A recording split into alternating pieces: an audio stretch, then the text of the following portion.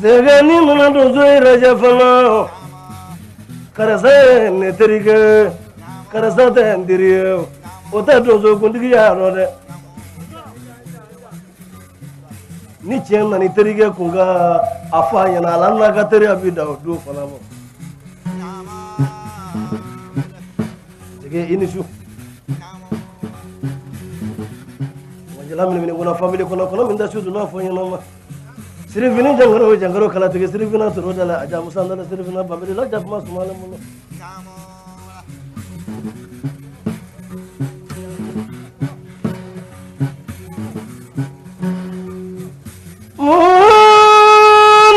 ngela ta shuga nagi nyinga bulunya kelem nagi fae nyoro ta gi ga nyefonyo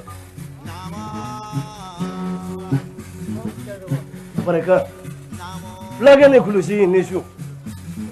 ko jura do fle ate bereni ngala kungande suma ni mbano do zo bange kabisa ndigla tule ngela ane daja ute flani ya kinishu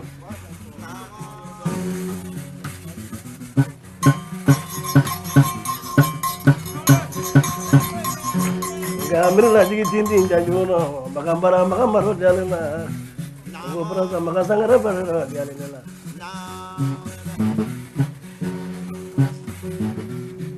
zegeni da dozo ijamba jero na bila munu fiye fana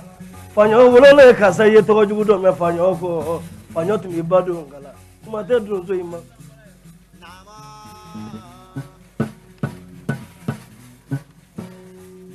aha na sala se muna mota nama zege nuna do ni fay bay de wona muso bi nyonda ni nyorani ro bedende ke kundigi de wala muso bedende ke kundigi wala muso bedende ke kundigi abla jara abarika ba ne nyakandiro ne nyakali baro flaga inishu atege mena flaga inje ni horoni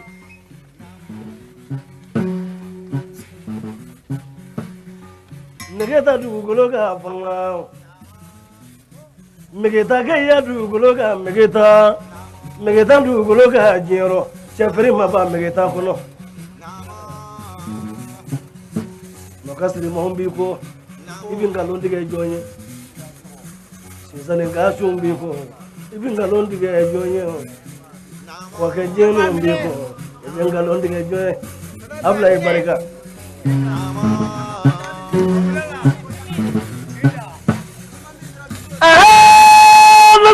Muna mota fala panyo de na kiwele buba do zo bi ko strani nu do zo bi ko mozo mala do zo bi ko bana ma do zo bi ko anzandigila do zo bi ko anzandigila yama ya barega mafeya do zo bi ko mafeya finya do zo fana bi ko mafeya barodi ale flaga ne kulusi barigani barika turwa ale ka fone ma flaga ro ko mo ko mangare ne ma ko do flaga ro ka barika turwa la ka de ne ko no mo bulo nyedle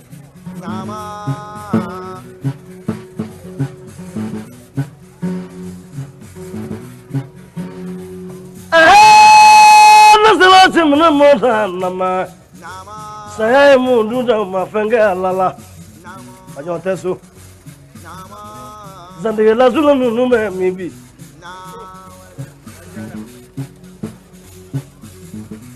kurokoro dible no me mi dible ze ano nesira alanye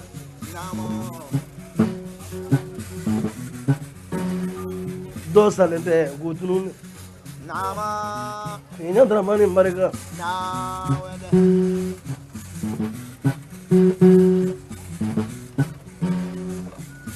Abla nabi na duni fajo abla nabi na duni fajo zege nabi na duni fajo ba de wala mo zebe de bangela nage wala de ngin hafta de ngatani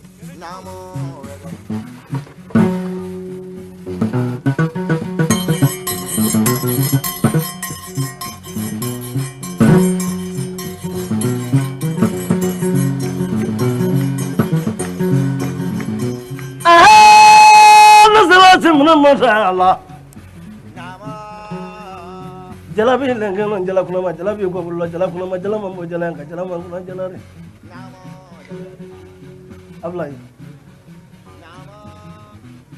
kana du namara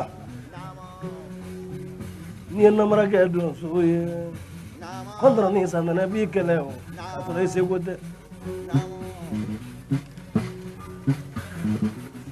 abla ni dura dozo janfaro lolo ko sababu kenda ta fana ibito na taro fola hara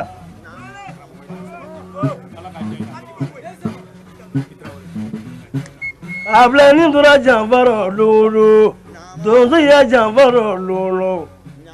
isababu bige janfa e dino te kontra ni sanana bulu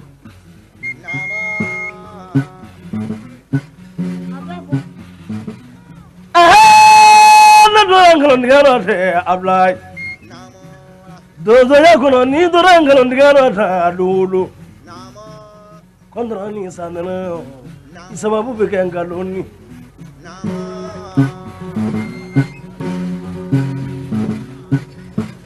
jalabi ko bululo jala kuna ma jalabi langano jala kuna ma jala ga bo jala ga jala man kuna jala mara fatigi ni dozo tagale nya protigi ni samugo do ma na gewala Janna minanu ni fajoy buguni nyonyo ndalema abla jina inisu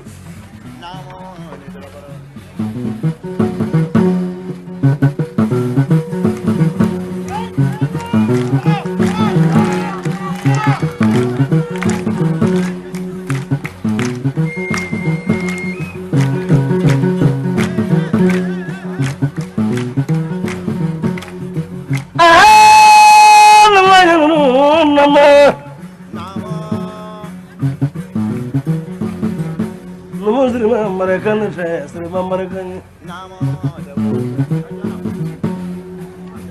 Oh, let's do some say, Allah.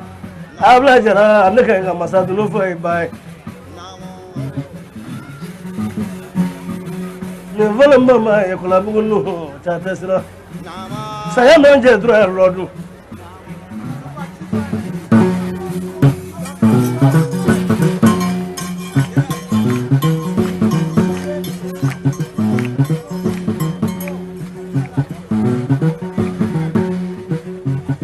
Janna binu ni fana la sala simna mota andrika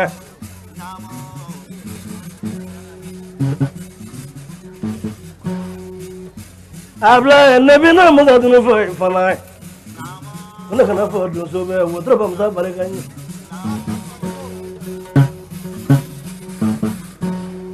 la siri so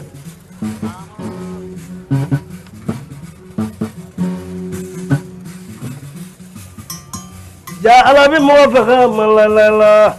abla ekin nyodo jama gululo jeroje nini mamo me fa jero fa fendila doso kuliyata ko basani no salati mun monte shuga ala kana mo ko ba ne kuno ta nanga kuma abla ne inishu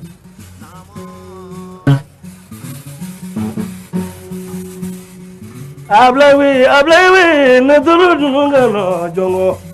Ne vala arna kona he bagenda. Arna kona tesrana. Kona ini gaji ba mingo ne kona tekele la na tekele tekele la kele kona bulo bani. Adin kada ma kona wene.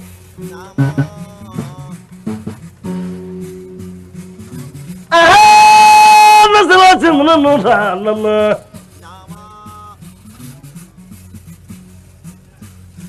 Nena nunu maybe. Nena nunu maybe fana. Dozo nena nunu maybe. Abla we nebi na nunu fa joy. Fulukura fa nyonu maybe.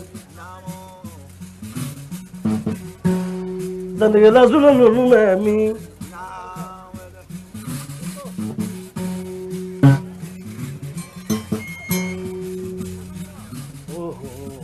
John and the car do so can will.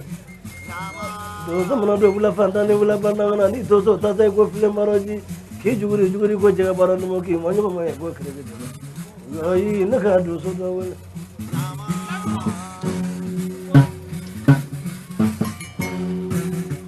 Panyo to Miragino Panyo Kilagino, Lugrano, Coglote, Janagro. Ah, the last of the Mota, Janagay. Ah, the little of the baby, Janaga. Sunny,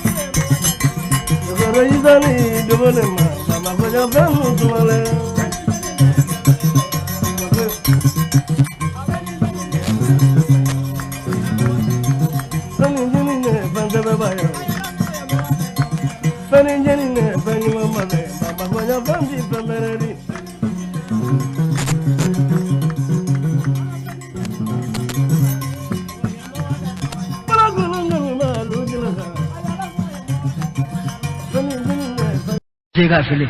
None of the Chamas Grilla knew about Philip.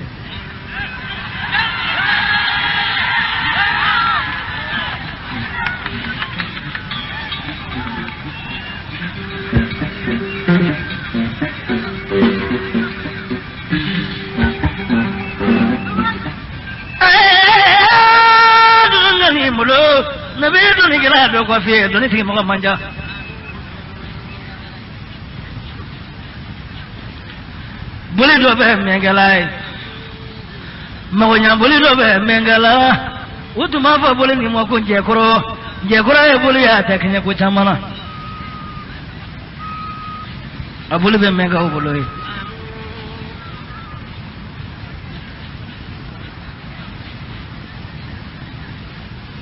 Mulo Bulido Menga Ibulu Mulosamaga Bulidobe Menga Ibulu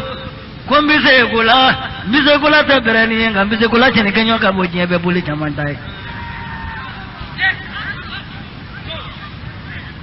mulo buli do be mengala ko ka jefuka ka musota ngotu be mengala amase ka dola fulo wa amase bamana amase fulala fana amase mande ni mengala kwanza mulo boli do mengala ko jeni gueta tu boli mengala abulu ma chen folo da ko mengala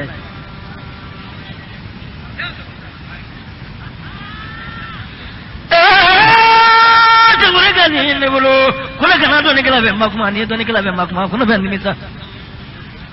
mulo idila so jamula ni do ne bila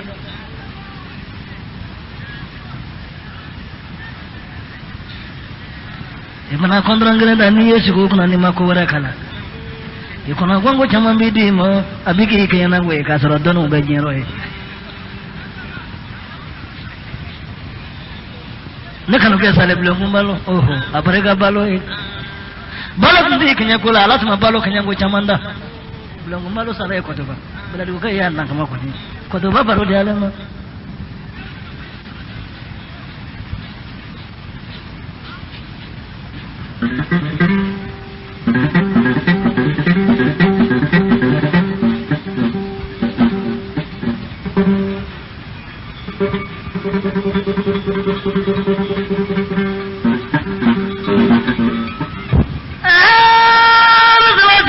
se mengala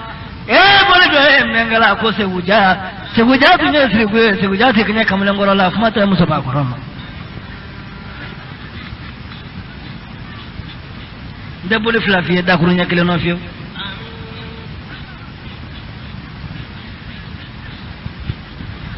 ma bole do be mengala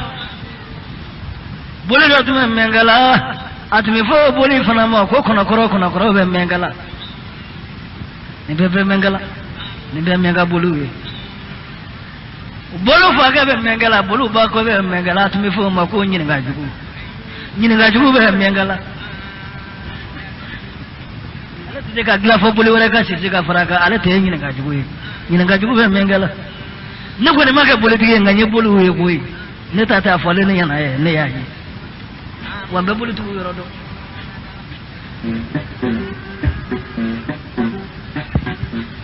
nati fakan nati bolonga modi ga ya gini shirote o ko soni to ni kala bakle ganyo nga ngai basro to ni kala kelembe de ba atobe ta me mulo prepare to ni bi mo manga mule ke blache bararo gini naga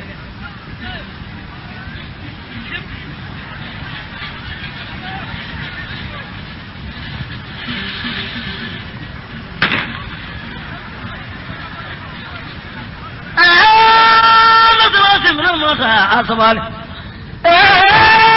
nazarati mata asabal don sai kibla mulo ba ngando ma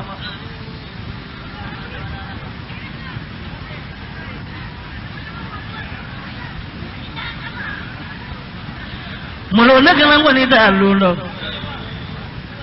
kana ga suba ngoni da lundo kana ga chemena ngoni da lundo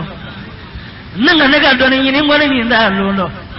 nega chemena ngoni ta lundo nega ndama ga shindu zoilate akale bamako fati wali batmale fula la alifa kila akalola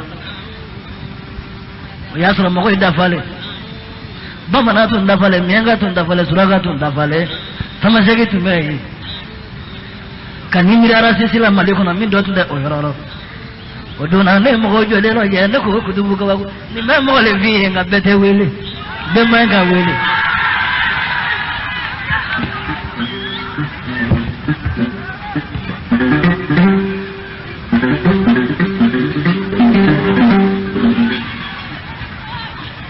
ulangan dong doni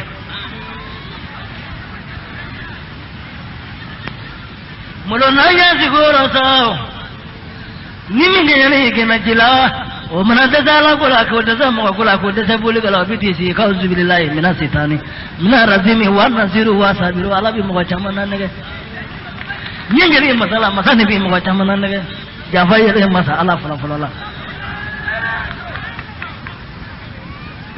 ay do ke doni kala ka do ke kun fi doni kala ma fandi alama kun fi ma fanga alama ninga do ke dendi ka do ke denda ni munu ye de wolo ma fandi alama mu ma de soro ulu ma fanga alala inye dana kala la ko ne be gebe ma kuma a do ke bobo e o te kuma bobo ma fanga alala am da ma fandi alama mulo inisu ndi faganti bo ngambi yira kinyala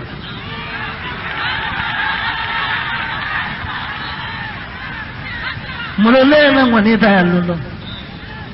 mulole kana ngwani ta luno kasogoni se busegere sogoni abawulole ale kanero ya kondo ma ngonna akondo ma se hunne ka fonna mu nabi sontoni na na yele marafe kana min tamma ni ga ngalonda ne fala bari ni ya ga ananya do tede atmanya fana ta e ka kinya ti yele mafio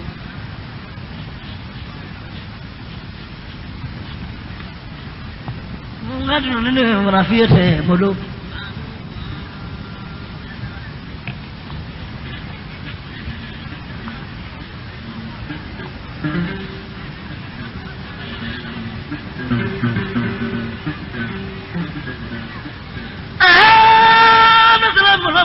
fana sabani se buga yira ne kuno nuna afra kulo ngaji ale ko yira ne kuno nuna nduma ibi na re kulo so ibi da kunya da modon ne fone na ibaka ibi ta ko ko kelendi ati ko go flake miyake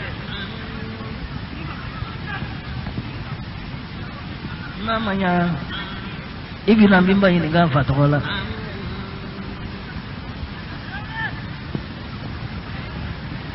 mandiriga daga bana kuno numa bana diruba se usajude nani ni flew ima ko mana jobuna dama de mi fanala na ko kati to ifyo otise kurata yini no otise muguchina ro otise muruturu na ro ninja de nani mi fle ni kurata maraka tibulo maya fai ma ala kana tuye bulo ngone njuru kana tuye oke wala turude nani kona oche nganini manya fiyo itado adunya fama dimbulo doni kala ubemi mulangkan tu kamu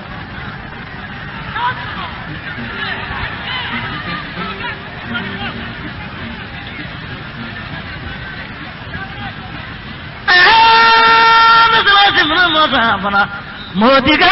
nasalati minma bakuma subile kako ne bakuma mulo ne bilango ni fi bay sumayata boliye sumayata yiriye sumayata nawajiye sumayata blege blendori sumayata fula blendo sumayata kulusi blendori sumaya di bay ni amelon lo ko suma bade ko do suma de bay bate de mina kana sirai ne fi nabi waso ni bay abarega afuye maba ya ni ga lo ni de bali e waso ni bay ni barega tiro te jate fenglaye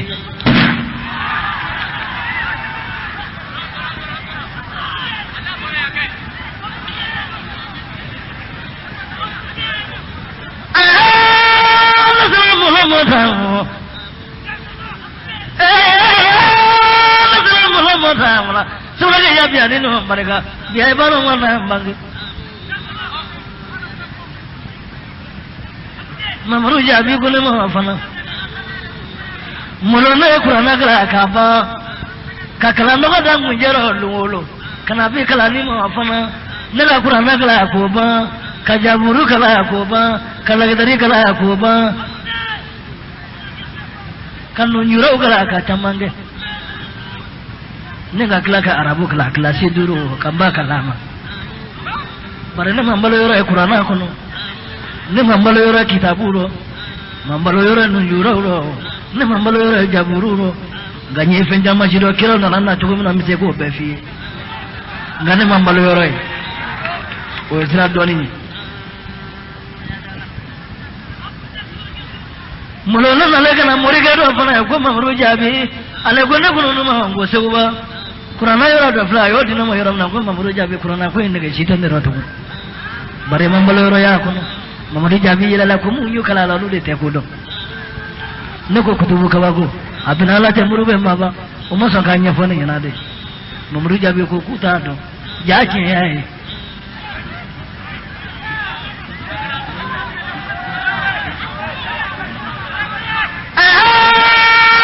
jabi mo ta mamuru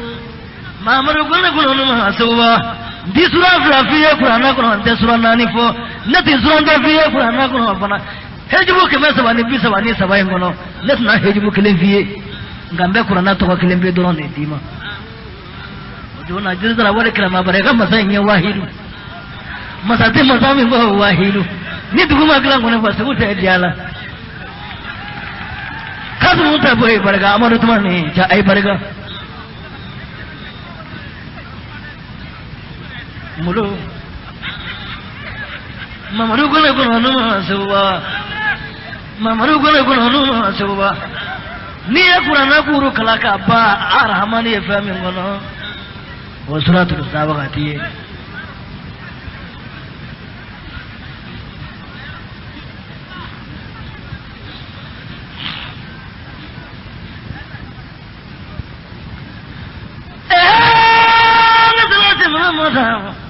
Muradatu zawati ranela fana kuna kataka nini nye na kadinya kunga furoda afana na manina kuna kana furoda afana amana jana ko ngani fo fana na mani na ko na kana ngani fo fana na diara nya ko na sigi buri kuna ko ngana ko wala na mani nya ko ngana sigi buri kuna ko ga yani saya je famo wi fini mindu ko ne bodu famo bi sabra min zoro ko ne bo soro famo bi bleki mindu ko bodu famo bi kulusi mindu ko ne bodu famo bi dumuni minga ko ne bo ka dawdo na kana bila bila abareka mazara hamani ya muriya yake Mamadu Jabi muri Mamadu Jabi sirliye Mamadu Jabi be kulo Mamadu be kulo Mamadu Jabi babangele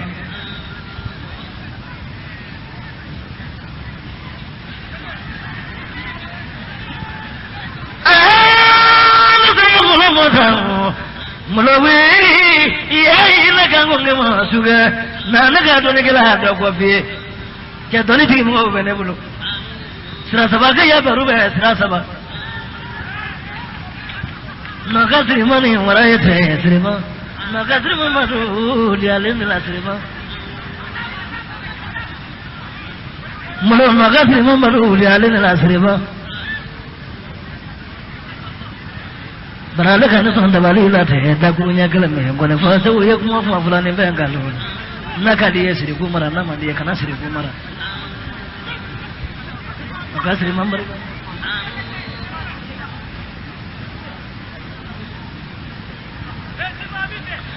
la jemru moda bana doza ya mulo la jemru moda ma furuju tadra furuju tabrola furuju ngango mata bana Masaka sigile no na sabe Masaka ujele na je nyona niye jenda ni biroje jino masaka nani bangele onyo masaka nani mada jino onyo ratita Masaka tobe masala dige wi otabi koire amma ganda sawal mojiga ay baro dum Allah men bare ay fa ko kadi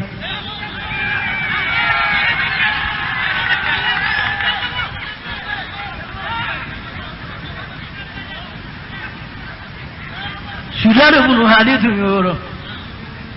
Namruju bunu kanana tumbola Masa Sulemani tumbola Dulu kanani tumbola Masaka nani ni mbana ala mindi nunu matodi masaka warama Kondi tunduni mwache Ala tunu unsomina otu yu utayehu Uni mwache tundohi Namruju bunu kanana tunye kafiri Sudadu bunu hadi tunye kafiri Masa Sulemani tunye silama Dulu kanani tunye silama Ni nyongo masaka nani mada wa nyongo ratida Alama fuida nama ka fila fila Au ma masaka wenganye masaka hukumeo Au ma masaka wenganye masaka hudo Baranya kala kitaburo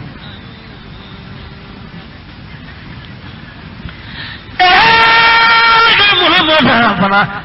kukurata jino ni mbekura lenyi iye kukura jino ni mbekura lenyi kurata ye kukurata jino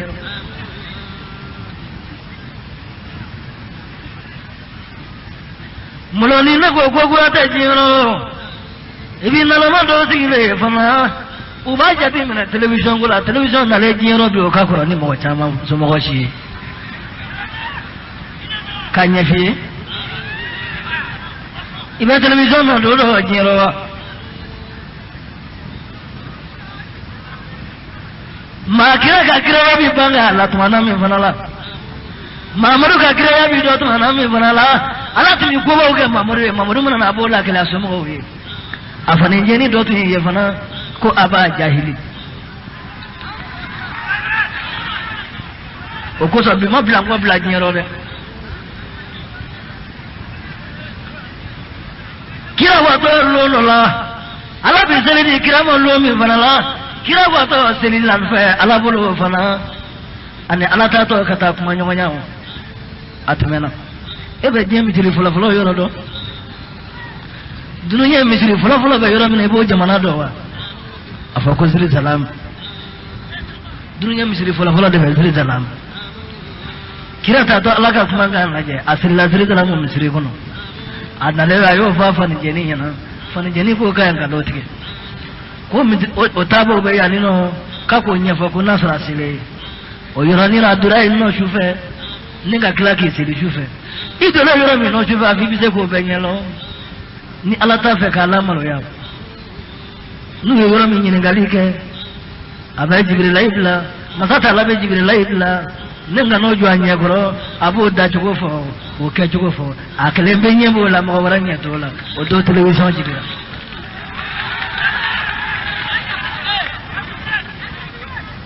mole mole ko no ye se wai e kuma gari na ko no nyanga fo chugo tamula mo ko be yini ka ba se mo ta fala bulo ko le tinde kasini mumle wole okra nyama wole kamulo sagabani na dukura mura kono fla duku ga ya bamba kula nyama le ka kono la ga ya ngunga na le mura sagaba sumala duku ba fe o ta dala dunu yo namo ya ga terala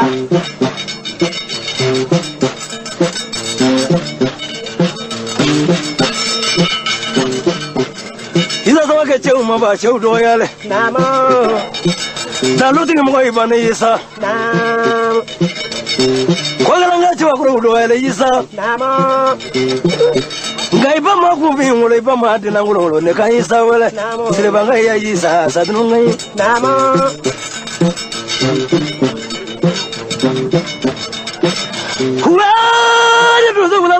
ngangu la jagarja namo ya terala tajima kai yangu ngai ami namo aga jege kujino mokuno no to so jamu yesa ja to mulo fala namo tela dunu ngawasulu namo jagarja la bunya ndale kongra janjoni india lende namo ena muna dunu muna fo namo kasamana ga yangu nganna wala yakuba dum ya fa kule jima jangole namo salamata che wala gani ne kai wala la namo asan je wala gani ne kai wala la namo ka jana wala ga yangu nganna wala bala sama ga mo kelenda je bana ne ga dan musa wala la sa namo dan ga ya musa nganna wala ga namo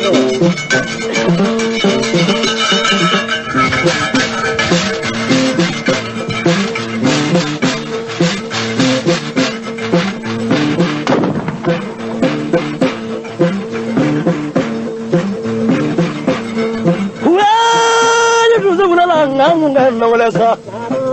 yesa wala ki bla ngomra ra ki toma iki sense don noni namo iki tamba toma ki frabara toma ki yugusa ko jega barondumu namo e ala tayisa bula ko mo sabata yela bula ko ro dugu tigita yela jagona alimami o fana yemandi namo bula ko ro ne ja fa mo ti ja pandandi ke srama e ke te mori namo ya dera Yengi nangwa suba boya Iza bimiri mununa mrita jeba ne kan wala namo ena wala cheva no janingoro idu musadu odiala nela namo ya derala Yisale namo imangara ngono nungu diga medinu yati ro ko jo bido kita sinindo namo Yisale namo imajogala kono nungu diga me ko do tabiye do ta siniye namo Yisale namo imam diga gorani ke diga me ko dunu yele fu e ke dunu ye fu namo ya derala kakala banga ya simo wole kamulo namo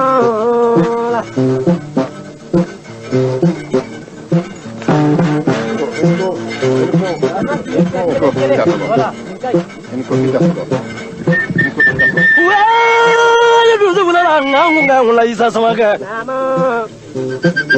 jina dibo benda baba tabo fitri wala namo ya darendre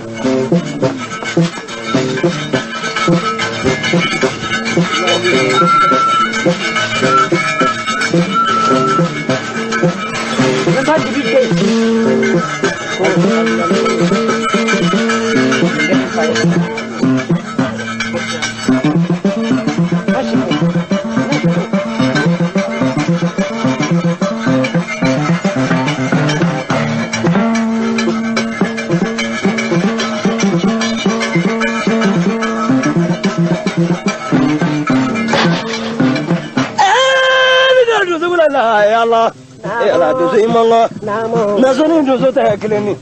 so so gure ni do so ta keleni nya so ni do so ta keleni bo so ni do so ta keleni na ramana ni nga kono meneni isa sama ke se ko bani mangani kiwele woni vona ila kala ne mangani kiwele dozo yiza na te dozo fa la dozo fa bolite molo dozo fa ko tete ne fe na dozo siri dunuyo na nabi dozo toro dunuyo bare na mana fa dozo mo yisa bi ba ki bi fa ko ki bi ba ko ki bi ji ki mo be ko kibla wala fandani wala fandango e ala saye wala o te davendola wala balu yake zila wala ro che hotel davendola mo ka dunu alu yake zila wala kuna nguta davendola ni vole moya mu naga samana musawala la samana maru baro diale samana maru kula dunu ngano dunu mai sadunu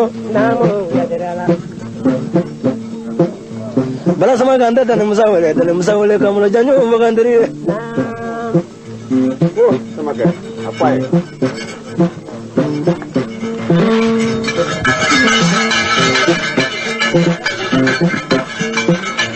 nama watra naga janyo wala siliba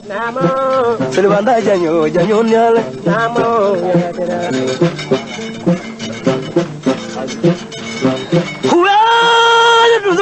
nangunga na wala mori kabingu no duzu iwele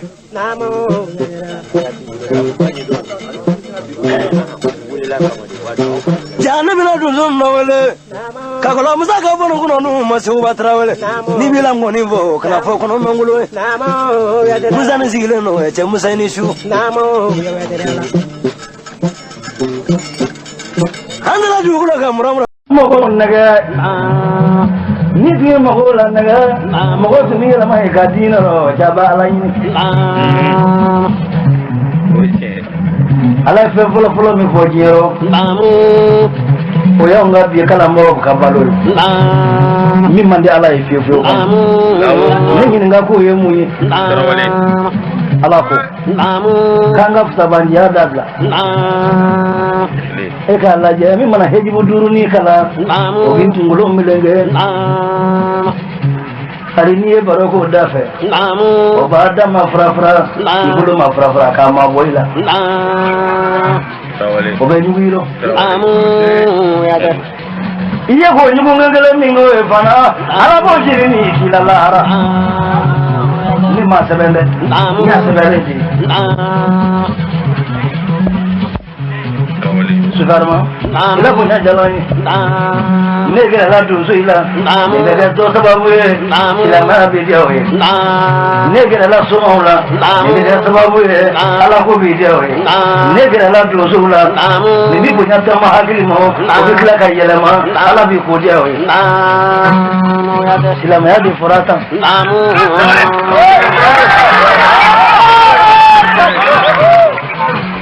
baramba kuma do nyafe nyama suragata bunu maligi ni ala kira mamuru ga nyonya lula mo nya suragata bunu maligi yela ma nanga ka misri wele lai madala trawale kafru ka kafru bambanju ka bambanji koni mamaru yo yela ma ama keni kele ama keni wasu ama keni sabandi ai ni ya mbenda do ni no ye mo be ni fasane bulu akan tu mama doni gule ini kabila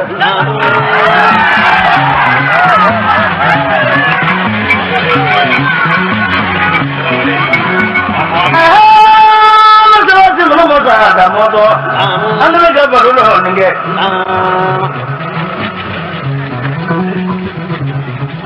Dil khoni ekle wena bu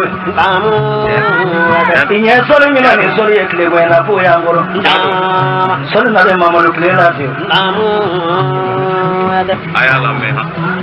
ma solo ga di mama ro mo lo mi mo solo tu nye jogo bi turuwe ala tu mana ka kira mi ba bana andi santu ko du wo fole mani muruwe oyo de kirasi matunu amata dia yelo sayala kira ka saya kon ko to ko kurate nyero nikira min do sara ala to mi to ke ka ba ko yoro do re presidandai o to mi tablo me la ko kuna ale nikira be barala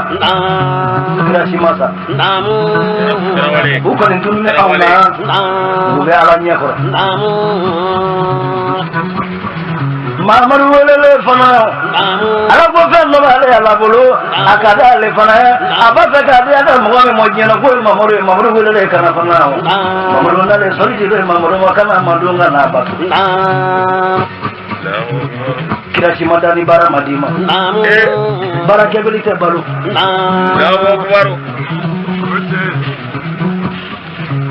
Mamaru segindola fana asegale fana asere yoro mino o bene namila mudaga yorama anya musa nyomani ni desu gongaire ni dani dade ni kitabu la jeo ni ma jaburu kono ni ma nuyura kono ni ma nagdari kono ni ga ko ne tangalo ni rawale gantu ma baro ini kadia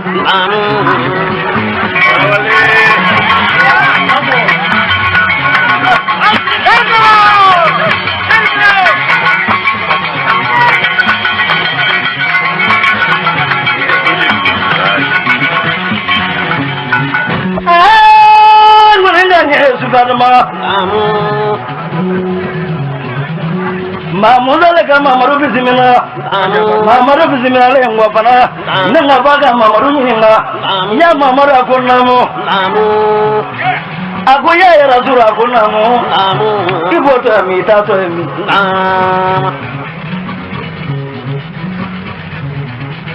agoya maindu yene wele ay fendo dinema ko sole akoya dimojo go biduro kuna ni mandunga take bato ke lai oho ye mabaenda galondo madama ngo kelela tuma na me farala muda yesike kimiri ngani mo le fu nyinga ba fo mamudu kelembe tu hakini tigi kasro mamudu tu nyinga le ka mo warawla yadu kudon de bogile ndalade o kelela fama mudale ka fama mamudu ma ko mamudu ara ko ni yesore min di mo fana e bise kanya da imando mu mi boy ko olu nana ni nyade ite tafa ala e kaga do bala da sini imando ngi la tababu bi sura mamudu yisiga yimiri Mamaru klala ki miri ale sangulo yoro min doma kaga se kata ala yoro e o janyana mamaru nyana musa na nafa ko mamaru akunam ala bi se goro ala bi tega kono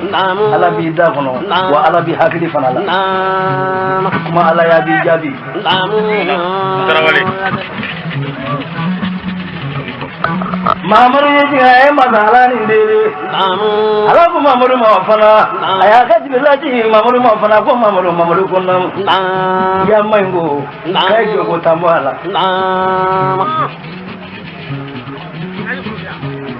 atotura binani mudagla ka fo mamaru ma ko mamaru ne ko ndi so fana na ala inde la ka do bon na ni madu ndi se ka ke bitashini ngulu ya so bi masik mobili nde jeno ga so nde jeno ni madu nde jeno mudu muso ko bay nde jeno rawale subadama ngonya barola afala minemle baro ya mulo ningo mbani nabao ngube class ni nari jalani kana ningena ka ajale awnye ni ba mirila jige fanaro kala mo ko miri to bu kala mo ko do ale qur'ana kala mo ko do awnga christian ko do nandura nyono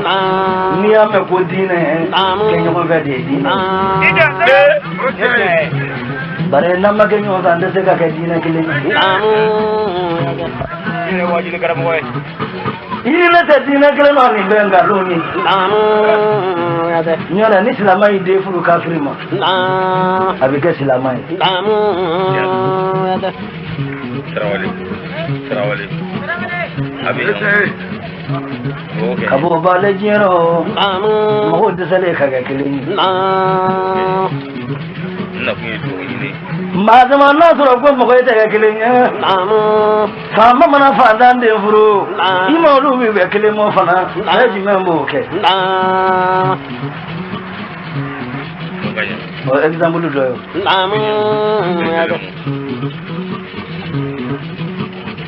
Terawali saya mangi ne kono no bani nabila no hundale nabila ibrahim ma desu ni te nabila musala murus mana be mi seba chamandale o yonda man ni kuma jara ne da fana ye bole ko jujo do jero bole ko tunde jero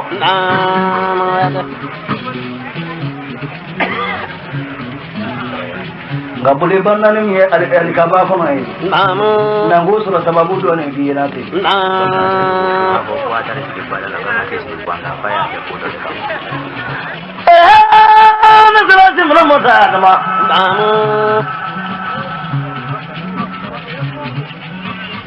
bule banna ni do afra na fa na kono ni kuma bai ale Qur'an seba nani tumeyo otmen no hungo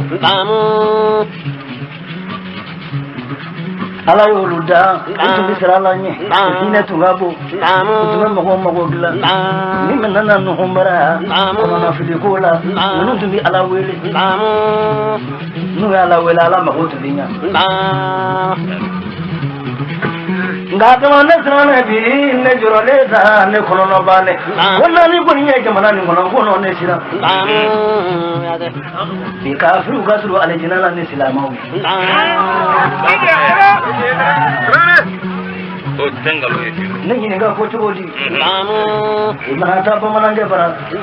ko kliro franti bolo ite bo fiu ale na ke ra ke me kele ni wi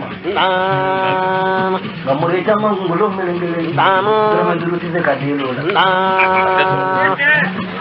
jon ma ali jina bondala kafiri ke kwani ala ko billahi wa rasulillah kafiri kata be shi ne ma fenyi bita mo be ni direte ma zama fana ko kele meji meno ne kono no ba fa ko kele fura la ko vi tu nya bo doni ba o fe mi doni ba nya bo no ko vi fara fe o do ni sira bari ni ko don bi ni kala la bi ti fenge kala fu ye fenge o ga kala ma o ti so fenge mo mba ni kufu fenge ro kala ma na ti kufu na itma nyabo kufu fe kala du ye mungla on fe ko fila adama follow fanda tu nyabo fama fe bini kira fama ya umra ya ki ka fa ga sutararo ki ka fa ga ba sutararo o fama manja don la yala ndola de ki ta bolu ga kaso go mala yeni no o kaso la mo ga ja kai du melidu ni fama bi raso ver wakaba ya manje o fama gele mi gila ka fanda fa na e o be nyebo fanda fa na fe o no le sira adama jogo do ba awna aw malo kele misikina o soro e adama jogo do be awna aw malo kele yatimo o soro e adama jogo do be awna wali juge afo ida dama mbadama jogo do be awna nyero bi fana ni yaw nyebole misikina fe ka nyebo yatimo fe fe joke halaki bile ka sama mo be ni halaki to wala bulu ida boya jalanye ngadu ka nani mulo modu ka nani ki ala ki kidi klefe sayamo ala ki kidi sufe sayamo ala ki kidi sangoro sayamo ala ki kidi donga sayamo ni ala ki kidi sufe sayamo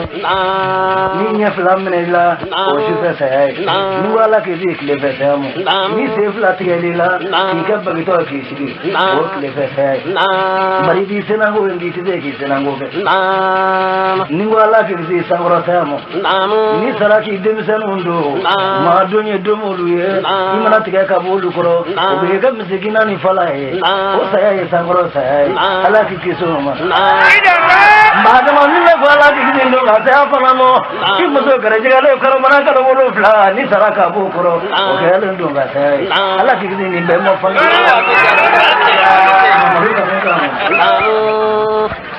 Jane, jane, jane, ala ko mo ko